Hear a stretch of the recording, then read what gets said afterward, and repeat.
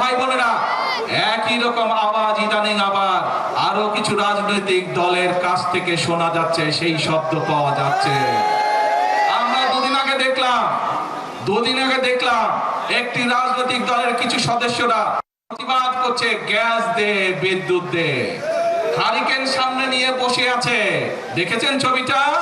Hurricane সামনে, পিছনে কিন্তু এরকম ফ্যান চলছে, তাদের পিছনে ফ্যানের বাতাস খাচ্ছে, আর সামনে বলছে বিদ্যুৎ চাই, বিদ্যুৎ চাই। এই হচ্ছে তাদের হঠকারিতা। ছবিটা ভালো করে দেখেন, পিছনে ফ্যান ঘুরছে, ফ্যানের বাতাস খাচ্ছে, আর এদিকে কেরোসিনবিহীন হারিকেন নিয়ে বলছে যে বিদ্যুৎ দে, বিদ্যুৎ দে।